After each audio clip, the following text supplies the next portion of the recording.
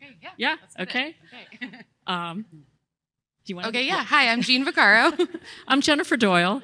and we're the co-curators of Scientia Sexualis, and this is the last weekend of the exhibition. So we're so grateful to see old friends, new friends, and take you all through the exhibition today. And really grateful to have many of the artists in the show here with us today and contributors to the catalog as well.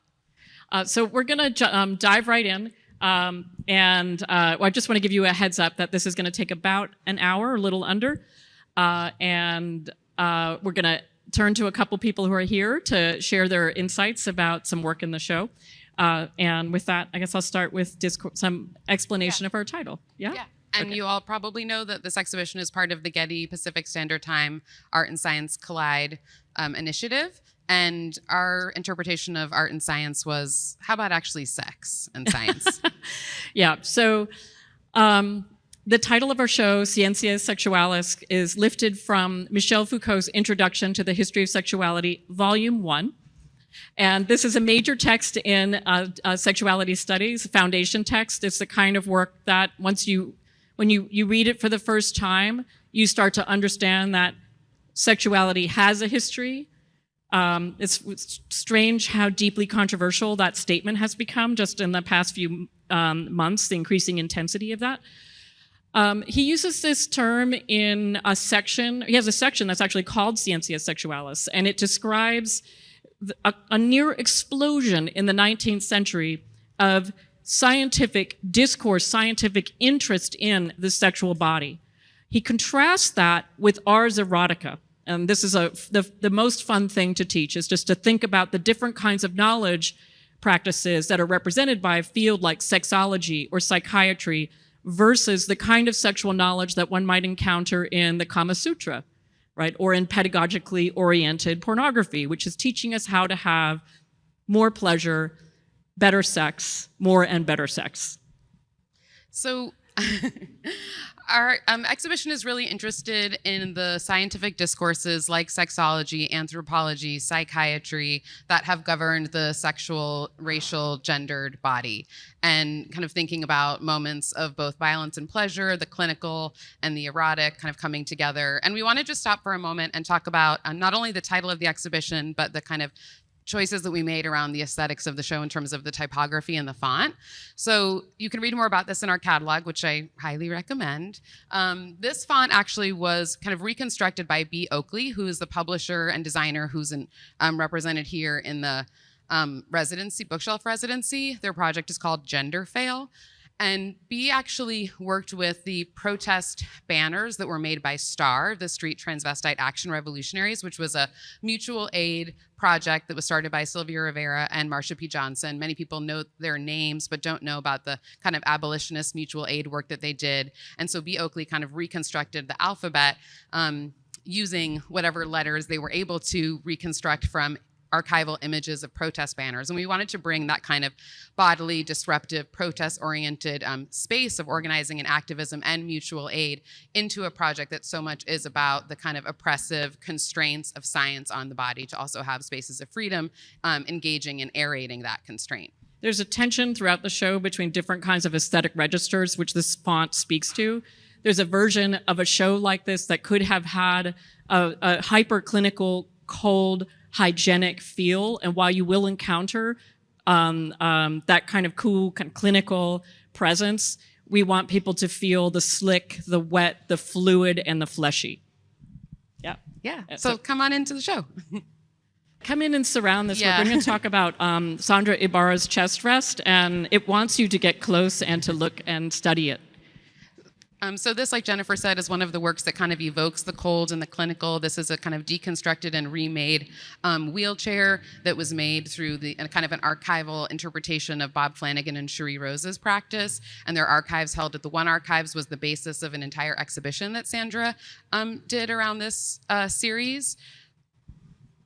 Yeah, great. And we want to... Yeah, I'm happy to introduce myself. So my name is Ashton Phillips. I'm an artist and a writer and also a scholar that writes specifically about art, aesthetics, and transness from my own practice, but also engaging with other artists. And so I was able to be engaged with this show actually through the run of it I was here at the opening in October. I brought my class at Otis here for a visit the week of the election, and now I'm here with you today. And so part of me engaging with this work, writing about it for Carla, and also writing a longer form essay about this show for Trans Studies Quarterly has been about engaging with how this work has changed in the world that it is living within.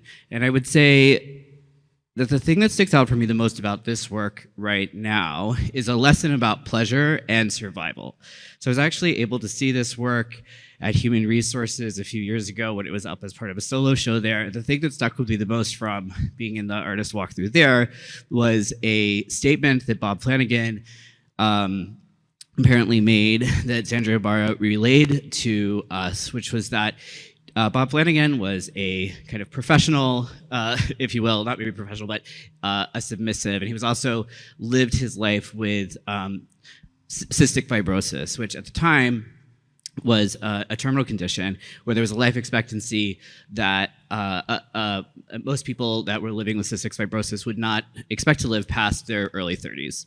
And Bob lived into his 40s, and apparently he credited his kink practice with his dom, Cherie Rose, for his survival, for his longevity, and in particular his ability to subvert the pain of his experience of his body into pleasure. And so this work makes some of that, I think, available to us. It confronts us with the specificity of these piercings, with flesh, with the kind of clinical aesthetics. And I think that not just in this work, but I think in a lot of the work in the show, there is this tension between pleasure and pain, between the power of being a body that is subject to a medical gaze, the vulnerability of being a body that needs medical care, whether you're a trans person that needs to access gender-affirming care, or whether you are a person living with a disability like Bob Flanagan that needed access to medical care to survive.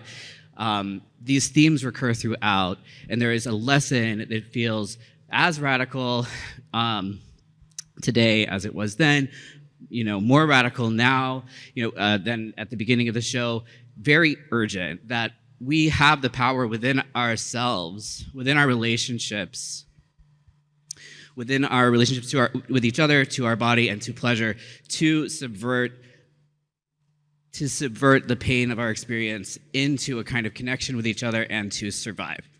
So anyway, I could talk about all of the work forever, but that feels like the most important thing about this work for me right now, relating with you. So thank you for the opportunity to talk about it. Thank you. Really appreciate Ashton, because one of the pleasures of having a show up this long is we've had a chance to be in ongoing conversation with people who've been spending time with the show over months. And I want to encourage people to, as you're moving around, to get close and just to appreciate that these are made after Cherie's photographs of Bob Flanagan's body. So we're looking at homages to not just Bob Flanagan's flesh, but Cherie Rose's work on Bob's flesh. And in this instance, you have the artist Sandra Ibarra kind of taking the position of Cherie in doing the piercing, and there's a scarring on the surface of this pad. So with that, I think maybe I'll turn to Jeanne. Yeah, I'll say something about Nicki Green's work, because Nicki will be on a panel tomorrow with Oliver Husain and Kerstin Schroedinger, who are also here. This work is thinking about the mikveh, which is a Jewish cleansing ritual that one enters after menstruation and before you can re-enter the marriage bed. So it's a very sort of heterosexual, cisgender, binary proposition in some ways. And Nicki is interested in thinking about how one might queer and trans those rituals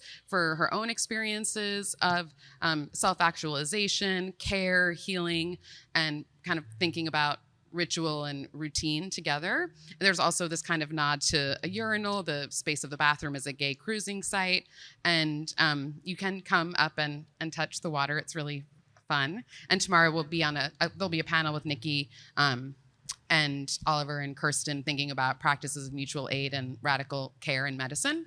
So this is a self-portrait of the artist on the analyst's couch. This comes out of a dream that Eisenman had, in which Eisenman was um, like desperate, unhoused, clothes falling apart, dirty feet, in absolute need.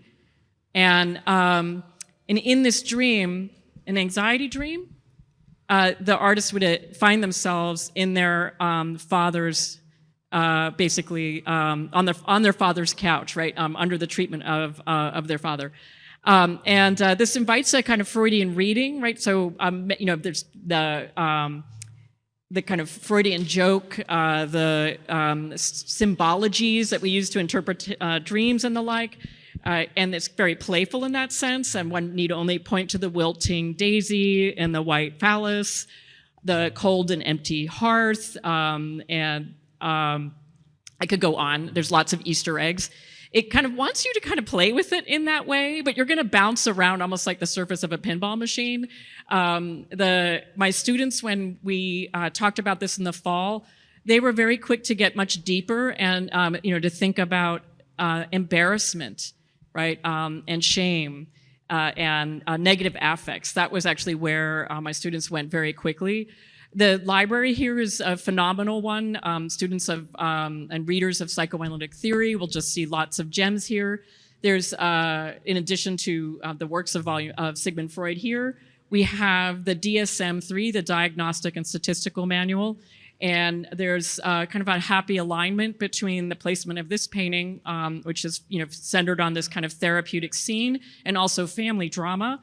It was in a walkthrough a couple weeks ago, somebody was observing that we can think about this painting too in terms of the roots of Freudian psychoanalysis in analytic work being done on family members, on children in particular, which is a kind of a incestuous archive that's embedded within psychoanalytic theory, and that's going on here too. So, but with the DSM-3 here, we can actually turn over to Joseph Liatella's on Being an Idea, the Right to Live Without Permission. And we're so happy that Joseph has come all the way from New York for the weekend and will share a few words about this piece. Thank you, honey. Well, thank you, Jeanne and Jennifer, for just having this work. It's such a privilege. Can you hear me? Okay, yeah. To have the work being being engaged within such a thoughtful and just amazing way. So, but yeah, this is on Being an Idea, the Right to Live Without Permission. It consists of the DSM-4. And so this was the last DSM that included gender identity disorder in it. And now we have the DSM-5, which has been updated to include gender dysphoria disorder. And they're bound together using shibari rope ties, which I tied using like a shibari hemp rope, which is, a BDSM practice used to restrain and restrict the body. The weight of them is about the equivalent of the weight of a body, and it also has this underlying red light that's sort of referencing, like the leather bar or the nightclub, but also red being this color that's used in like emergency and hospitals as well. And so thinking about like how the arrangement of a trans body being constituted as a psychological disorder was something that was like pretty interesting to me. But also thinking about like the tension of relying on a system that is pretty inherently oppressive, right? When you think about the medical and legal, corporate flows of capital and medicine and how those are oppressive in many different ways on a national and international scale. But also needing those in order to survive, like relying on the systems in order to survive, to be embodied and to find pleasure and connection with both oneself and a history and one another. And so with that, I was sort of bringing in these themes of BDSM and nightlife and queer underground culture, and then also, of course, the DSM-4 as well. And also the plinth is sort of modeled after great classical sculpture. If you go to something like the Met, you'll see these like reclined figures on top of these plinths, and so it's also sort of having a nod to that as well. So thinking about like where these ideas come from, how they shape and impact the body, how they restrain, but also allow for a type of embodiment and existence as well. Great, I think that's everything. Thank you. Thank you so much, Joseph. This work is in an alignment with two quite explicitly sexological works. One is Objects of Pleasure by Gala Porras Kim, a collaboration between Gala Porras Kim and Young Jun Kwak. This work was made in the depths of lockdown when we couldn't be in each other's company, and the two artists are close friends. They made this work in response to the invitation to imagine pleasure for each other. And if you visit a sexological museum like the Wellcome Collection in London, you will see displays that look very much like this. And your ability to read those displays may it'll be shaped by your familiarity with these kinds of objects and how one uses them. Jeanne? All right. Anyone want to volunteer? So one of the other things that we loved about this work, which isn't only asking about the pleasure of another and how we kind of care for that, it also is a nod to a kind of cabinet of curiosity. And we were thinking about the museological and how things are put on display. There's a lot of little fun objects in here, from kind of medieval torture devices to the Sex and the City, made famous by Sex and the City rabbit, the Cadillac of vibrators, the magic wand, and all kinds of fun things in here covered in glitter. And also maybe just to have people look back there to Millie Wilson's Wig/Cunt, which is the earliest work in the exhibition from 1990 that's also really putting the sexological on display. In this case, the figure of the lesbian, who has often kind of been discounted by the sexological, kind of considered not deviant enough to be studied or counted or considered. And so this piece, which is a kind of a labial opening kind of wig, that's put in a very austere presentation, is another kind of space where we were thinking about the politics of looking and collection and display. Yeah, and there's I guess this is a happy accident of having this kind of phallic and labial sort of play in this sort of face-off. These works, we have this kind of line of the sexological typologies, the organization, categorization, even grid-like organization of sex objects.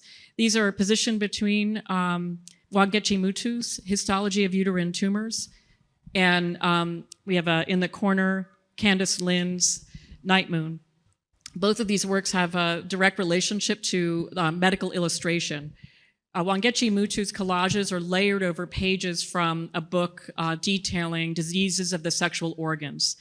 And so these collages have been built onto illustrations of uterine tumors. And the collages are composed of images taken from like National Geographic, porn, fashion editorials and advertisements. And there's a kind of giving face and also a defacing, and a way in which these works also play with the line between the human, the not human, the human and the animal. And they've been really important, I would say, meditation devices in Black feminist theory. I just want to note the work of Zakiya Jackson, whose writing about this is really phenomenal and very influential to our thinking. And in this corner, we have actually an activation of Night Moon. No, that's exactly right. That's exactly right. Please, that's what the work wants. In the late 18th century, William Hunter published a study of the pregnant belly in every stage of pregnancy. And it's a landmark work in medical illustration. It's heralded for its realism and its accuracy. And in 2010, a medical historian hypothesized that you could never source enough cadavers to do this kind of anatomical study on pregnant bellies at every stage of pregnancy without working with people who were sourcing bodies by stalking and murdering pregnant people. And this is because when people are pregnant and get ill, the body tends to miscarry. So what's called an undelivered death is statistically very rare. Now, this has been this object of argument and controversy in the field. It's not a settled question by any means. There are people who, I'm going to put this in quotation marks, defend Hunter by observing that it's not like his illustrations were ever actually realistic. They were theatrically produced by desanguinating the body, pumping it full of like colored wax. That they had to stage these bodies for this kind of a study. So it's a site of really interesting inquiry in feminist visual studies. Candace Lynn sort of dives into this very sort of dark and difficult space. These images are noteworthy in medical illustration for the violence, as you can see, with which Hunter treated the pregnant body. And so the legs are cut off at the thigh. On the page, they're represented as if they were steaks, like it is really gruesome. And then the bodies are all also cut off at the waist. It was more traditional to actually cover bodies with draping in order to preserve their dignity. And so no such privilege was accorded to these bodies. And for that reason, William Hunter's work has been cited as playing an important role in the dehumanization of pregnant people, right? In the rendering of a mother's body into more or less a hothouse for growing a fetus. And so it's been understood to be a crucial part of establishing a visual language for anti-abortion culture. And so Candice Lynn has situated inside this an animated work called Inside Out, which is a montage and which is wickedly funny and very weird. And so it's very typical of the artist's work. Jeanne? And then we won't get a chance to talk about everything, but as we're moving through the other side of the exhibition, Candice has also produced a vapor, which is made of natural herbs that she produced a tincture for, and taken together, those are considered an abortifacient. And so those are kind of wafting a nice earthy smell through the air. Yeah, and we're going to use this work, Candice Lynn's work, as a way for us to actually move to another very big area of inquiry in this show, which is the history of gynecology. So we're going to walk across the room. The history of gynecology, which some of you may know, was really heralded as being founded by J. Marion Sims. He invented something called the speculum, which is still used today. And for those of you who know about this history, he produced this speculum through a series of non-consensual surgical experiments that he performed on enslaved Black women, disabled women, poor women, at a kind of a backyard hospital, and always without anesthesia. Or I should say, let me footnote that. It was always without anesthesia, only when the girls and women he was working on were Black. Right, so, and this show, a lot of the research in this show began with artists like King Cobra, who are working really directly with this history. I want to turn your attention to the banners. These are banners by Colleen Smith. And on one side, often there are images, and then on the other, names. And all of these names are names that come from the archives of scientific racism and the history of medicine. Anarcha, in particular, was subjected to more than 30 surgeries by J. Marion Sims. These surgeries were they were conducted with the aim of developing an effective surgical treatment for vesico-vaginal fistula, which is a tear that can happen during a difficult childbirth or in violent sexual assault.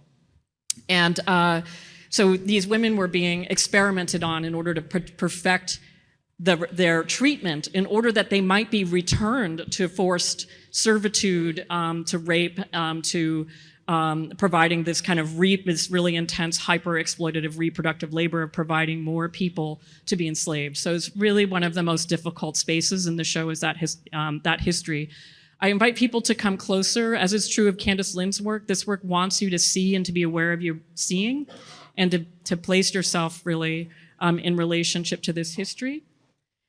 This is called vesico-vaginal fistula, and this sculpture, this kind of like wounded flesh, feels very kind of anal and genital and vaginal all at once, cut open and sewn back together, is in a mirrored box. And through that mirrored box, you can actually see the almost the whole show, everything that's not behind these walls. And that's important to us to imagine that there's actually this kind of like an alternate universe that you access actually through this Black feminist lens. And then there's another, a story that this is intentionally connected to via Andrea Carlson's Unearthed Cannibal.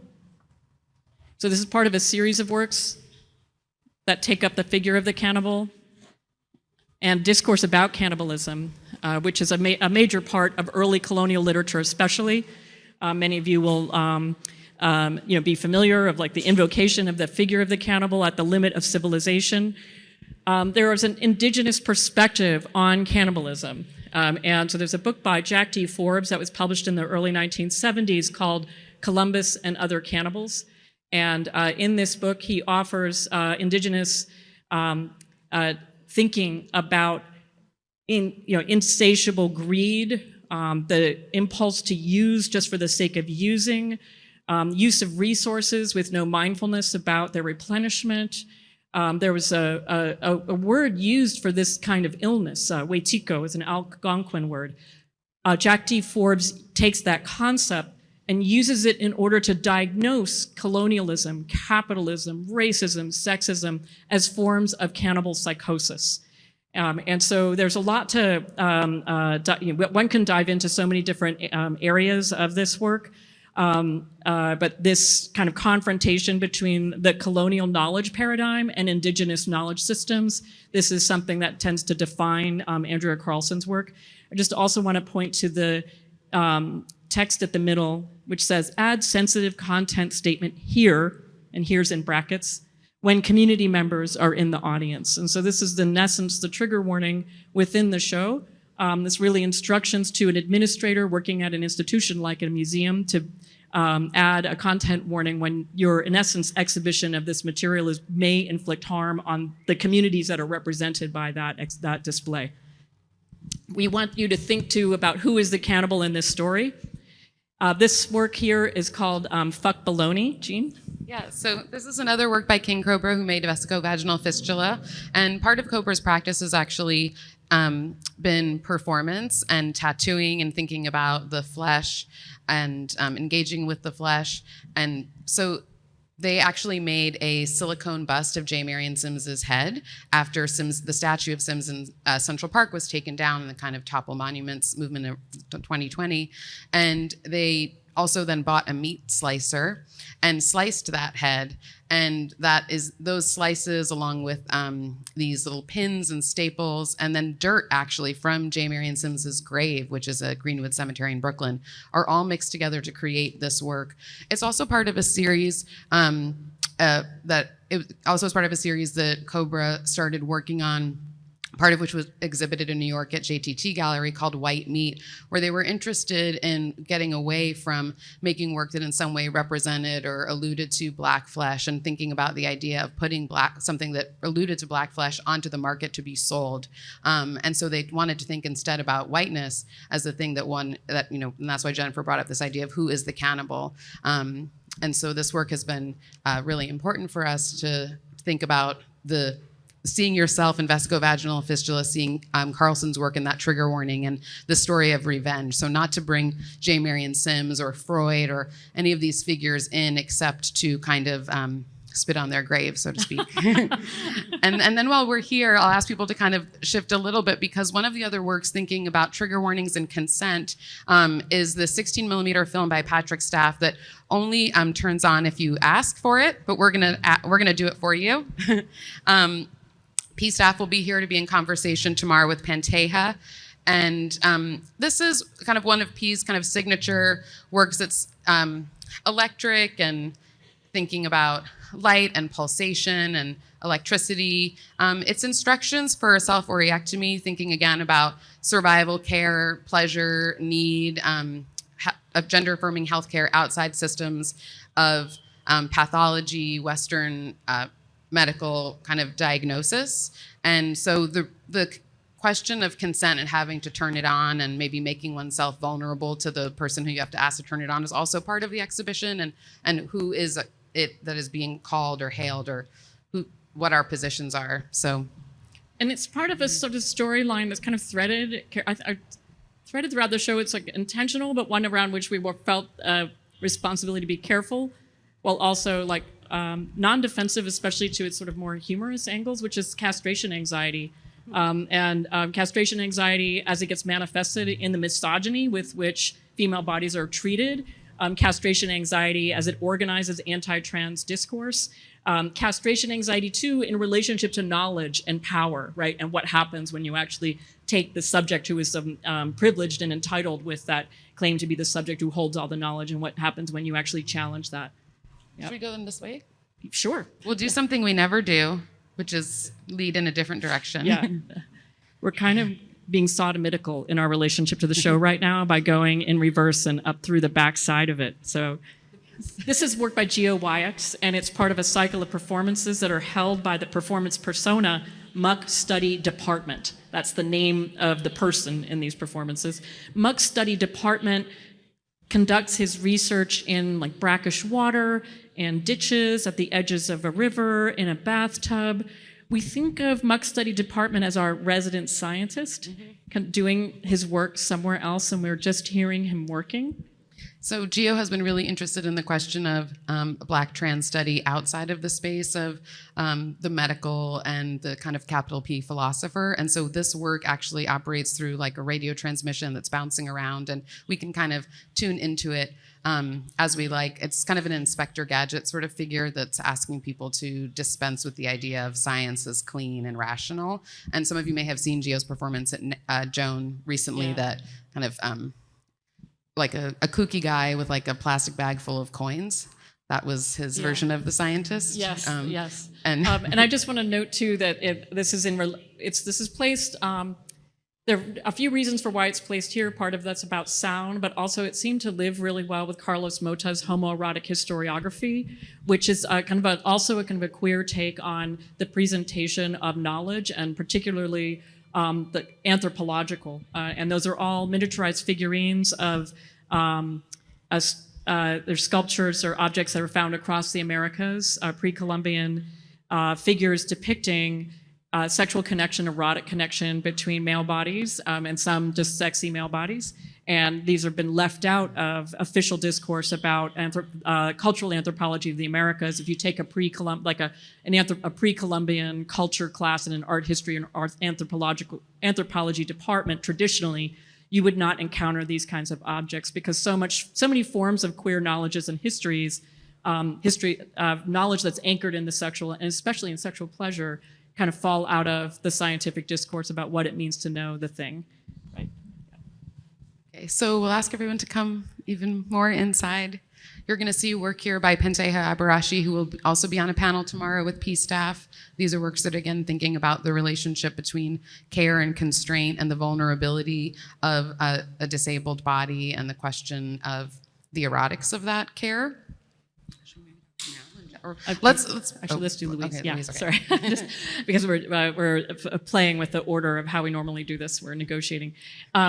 There's a relationship between Panteha Abareshi's work, which is emerging from the space of an intensely medicalized life, and Louise Bourgeois' Arch of Hysteria, which is a large cycle of works by the artist that respond to photographs of patients at a psychiatric hospital in Paris, and there's a book called The Studies in Hysteria, and these were produced by Jean-Martin Charcot, a neurologist, and these were all patients in his clinic, and they are photographs of women patients on their beds in the middle of what look like seizures.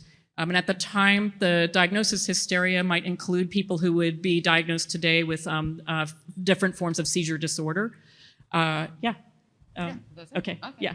So, and so for some of you are behind here. Some people are sitting on the couch maybe. So this is a work by Nav Bustamante, who's a Los Angeles-based video and performance artist. This is part of a larger cycle of Now's work, thinking about the vaginasium. It's called vaginasium. Yes. And thinking about the space of the vaginal imaginary. Also some works about the speculum and thinking about J. Marion Sims. But in this work, Now is actually guiding the viewer through a series of pelvic floor exercises. And here she is inside of the vaginal imaginary, which we now have come to know is a cave-like labyrinth, if we didn't know already.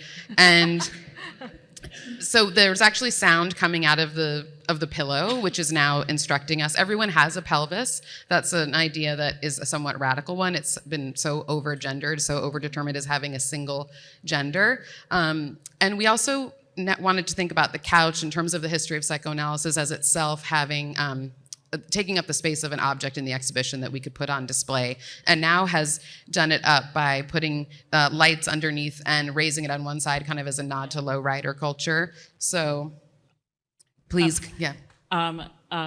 this is part of a larger cycle of work called Bloom, which originates in thinking about the possibilities of another kind of speculum and another kind of pelvic exam that might be more comfortable.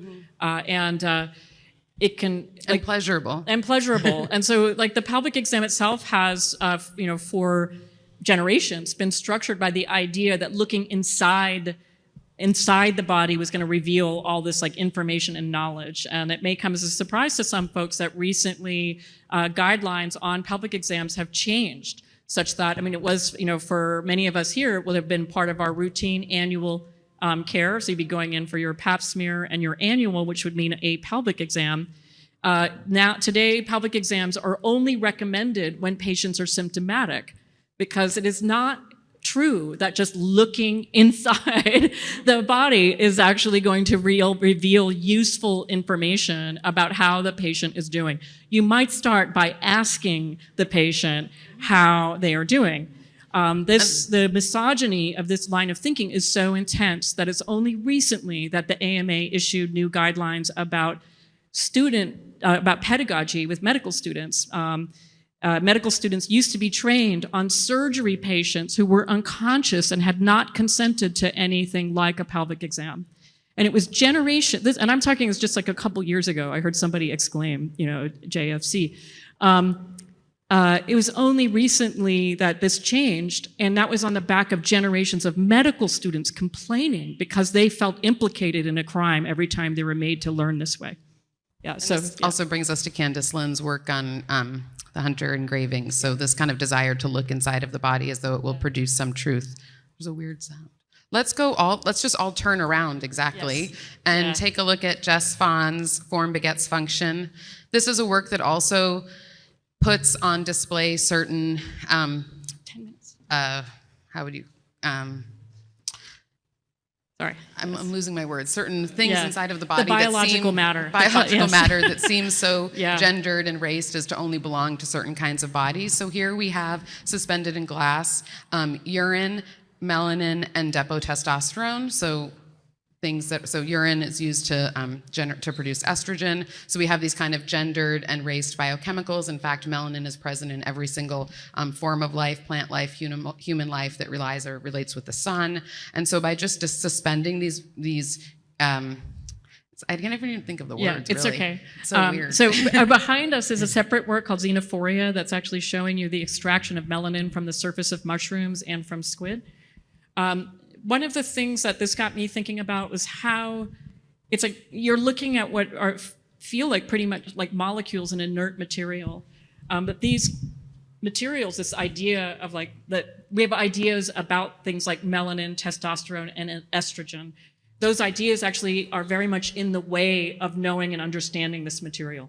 There's a kind of an example from people who were trying to get pregnant and comparing notes. And some folks found that their testosterone levels were actually helping them with ovulation. And when they talked about this with their doctors, the doctors were like, testosterone's not good for women. Can't be good for pregnancy, right? And it turns out that actually testosterone plays an important role in ovulation, right? We all have testosterone and estrogen in our bodies because we need these hormones to live.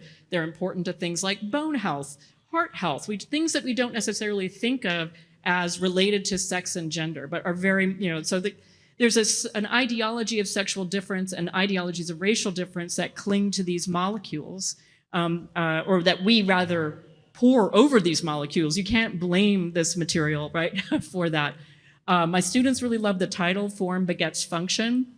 Some folks who work in architecture and design will know that phrase really well, but they were honing in on that word beget, right, and thinking about the term beget as a really interesting kind of generation and reproduction. And so they went to this kind of really high formal reading of this work, which I really appreciate. Yeah. So I think maybe we have two more works that we'll talk about. Yeah. The first this is another work by Sandra Ibarra, who made Chest Rest in the front room. This is called, there's a video that's called She's on the Rag. And then here we have 12 representing the 12 months of this is She's on the Rag, and that's menstrual. This is menstrual Rorschach. It's all She's on the. I'm really tired. Yeah. Anyway, let's start that again. This is She's on the Rag, which is part of a long series of works that are produced monthly.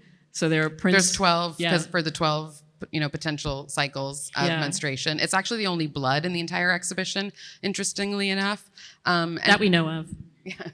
Someone might have snuck some in there. So we have like dirt from a grave, we have urine, melanin, testosterone, blood, pierced leather, and herbs that can give you an abortion. So Sandra actually made these kind of, which are, a real nod to like feminist art history and, women's art, quote unquote. And she sold them on Etsy and asked people to kind of engage with her in a relational interpretation. And so when she sold them, she asked them to connect back with her about what they saw. So if you would like give her your interpretation of this image as you would in a Rorschach kind of therapeutic conversation, and then she sent those that person, she would send them an audio file of her reading, and this is what is on the monitor over here. It's a single reading of one person in response to one person's interpretation, right, of her print. So this is a work that's like feels so timely that it makes you kind of suffocate. These are books that, so the Magnus Hirschfeld Institute, which was burned in 1933 as part of a kind of Nazi effort, and the Magnus Hirschfeld Institute was kind of a place of study, but also a home, a domicile where queer and trans people were, studying, living together, also receiving care, early kind of gender-affirming care.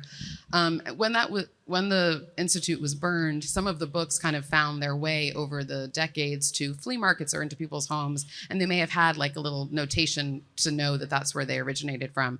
And so Jeanne has actually been working with the institute and going back and through a kind of 3D photo geometric process has been making in glass exact replicas of the books. There's just a couple when you come up close, you can see kind of the etchings in the title, but mostly they're just, they're either see-through or they're cloudy or they have bubbles, which are meant to indicate a kind of like waterlog of having, wherever they've traveled from the time of, the life of these books. And so in this time where there is so much kind of active repression, this work is very timely, but also just when you go into the bathroom, you'll see Chris Vargas's Museum of Transgender History and Art, a wallpaper that Chris made, which is kind of a bookshelf of queer and trans titles, thinking about how does one even make a trans canon. And in that space, the toilet, which is kind of a joke on reading, becomes a kind of cruising space for knowledge. And so we have these different spaces where books become very important. Yeah, books are general, like they recur throughout the exhibition, and something about the way you were talking about these was making me think too about how queer books are ways in which people recognize each other. That you say like you hand a friend a copy of Little Women or Moby Dick, or that there's The Well of Loneliness. The Well of Loneliness. But seriously, these are so important, and these are like really what it means to construct a queer archive in a library. It's a way of holding history and knowledge, but it's also a site through which people find each other. That's probably a great place to almost end. We're going to take you to see Schreber Was a Woman. Going down the rabbit hole fully with you. I think we talked for like 2.5 hours. And I just want to say this project is called Schreber Is a Woman. And as somebody who trained in queer theory, I encountered the figure of Daniel Schreber, who wrote a memoir called Memoirs, or wrote a document that's published as their memoirs, a patient memoir, Memoirs of My Nervous Illness, which is a major text in like psychoanalytic literature, and in particular, like really homophobic and transphobic writing. And that said, I had never seen Daniel Schreber. I had never truly encountered Daniel Schreber until I saw this work, and so I'm going to hand this to you. Yeah. So thank you. Well, this work started reading about Schreber and reading different interpretations about these memoirs written originally by Schreber, and after that. Amma and I was thinking about, well, let's read the memoirs, let's feel these memoirs, and after that we started thinking about this work, which is like what will happen if we rethink the historiography of modern psychology, considering Schreber as a trans woman.